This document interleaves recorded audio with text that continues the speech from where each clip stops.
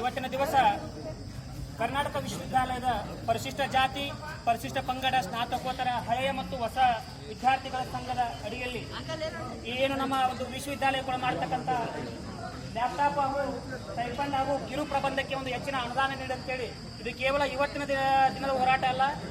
ಈ ಒಂದು ಸೆಮಿಸ್ಟರ್ ಏನೋ ನಾವು ಅಡ್ಮಿಷನ್ ಮಾಡಿದ್ವಿ ಅಲ್ಲಿನಿಂದ ನಮ್ಮ ಸ್ನೇಹಿತರು ಈ ಹೋರಾಟವನ್ನು ಮಾಡ್ಕೊಂಡು ಬಂದ್ರೆ ತಮಗೆಲ್ಲರಿಗೂ ಗಮನಕ್ಕೆ ಬಂದ ವಿಚಾರ.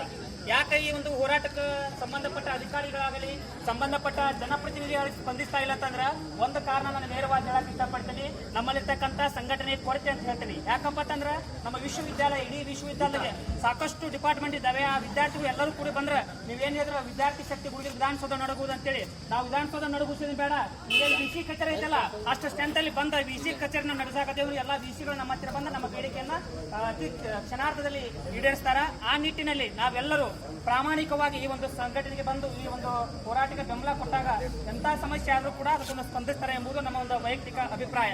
ಹಾಗಾಗಿ ಯಾವುದೇ ಹೋರಾಟ ಇರಲಿಲ್ಲ, ಕೇವಲ SC ST ವಿದ್ಯಾರ್ಥಿಗಳಾಗಿರ್ಬೋದು, ಬೇರೆ ಹಿಂದುಳಿದ ವರ್ಗ ವಿದ್ಯಾರ್ಥಿ ಆಗಿರ್ಬೋದು, ಮೇಲ್ಜಾತಿ ವಿದ್ಯಾರ್ಥಿಗಳು ಯಾವುದೇ ಒಂದು ಬೇಡಿಕೆ ಬಂದಾಗ ನಮ್ಮ ಈ ಒಂದು SC ST ಘಟಕ ಬೆನ್ನೆಲುಬಾಗಿ ನಿಂತದೆ, ಮುಂದೂ ಕೂಡ ನಿಲ್ತದೆ. ಆ ಒಂದು ಹೋರಾಟಕ್ಕೆ ಆ ಒಂದು ಸಂಘಟನೆಗೆ ನಮ್ಮೆಲ್ಲರ ಒಂದು ಪ್ರೋತ್ಸಾಹ ಅತ್ಯಗತ್ಯವಾಗಿ ಬೇಕಾಗ್ತದೆ. ನಮ್ಮ ಸ್ನೇಹಿತರು ಈ ಒಂದು 6 ತಿಂಗಳಿಂದ ಈ ಒಂದು ಹೋರಾಟವನ್ನು ಮುಂದುವರಿಸಿಕೊಂಡು ನಮ್ಮ ಶಾಸಕರು ಏನೋ ಕಾರ್ಯಕ್ರಮ ಬಂದ ಅವರಿಗೆ ಮನವಿ ಕೊಡ್ತಾರ, ಯಾರ ಸಚಿವರು ಬಂದ್ರಿಂದ ಅವ್ರಿಗೂ ಕೂಡ ಮನವಿ ಕೊಡ್ತಾರ. ವಿಸಿಯವರಿಗಂತೂ ನಮ್ಮ ಸಾಕಷ್ಟು ಮನವಿಗಳು ಅದಾವ. ಆದ್ರೆ ಇವತ್ತು ಕೂಡ ಮನವಿ ಕೊಡೋದು ಹೋಗೋದಾಗಬಾರ್ದು. ಏನ್ ಇವತ್ತು ಬಂದಿರಿ ಇನ್ನ ನಿಮ್ಮ ಸ್ನೇಹಿತರು ಬರೋದಂತ ನಾನು ಕೇಳ್ಪಟ್ಟೆ, ಅವ್ರಿಗೆಲ್ಲರಿಗೂ ಕರೆಸ್ರಿ.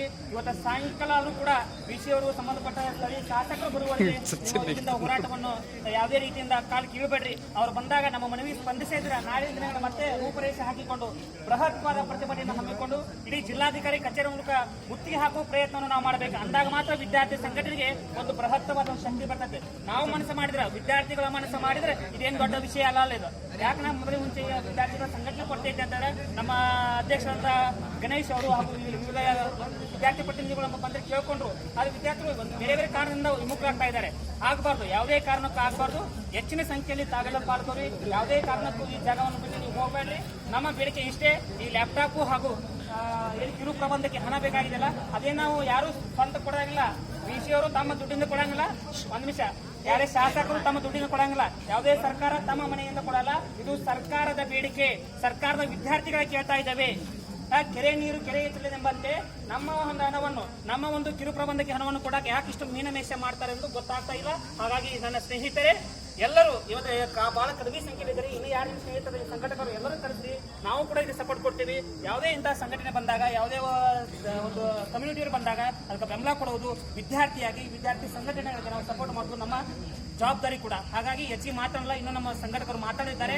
ಈ ನಮ್ಮ ಹೋರಾಟ ನಾವೇನು ವಿಧಾನಸೌಧ ನಡೆಗಿಸು ಬೇಡ, ಈ ವಿಸಿ ಕಚೇರಿ ನಡೆಗಿಸ ಸಾಕು, ತಾವು ನಮ್ಮ ಕೆಲಸ ಆಗ್ತಾವೆ. ಅರ್ಥ ಆಯ್ತಾ? ಓಕೆ, ಮತ್ತೊಮ್ಮೆ ಎಲ್ಲರಿಗೂ ಶುಭ ಹಾರೈಸಿ ನಾನು ಎರಡು ಮಾತು ಇಬ್ರಾಹಿಂ ಜೈ ಹಿಂದ್.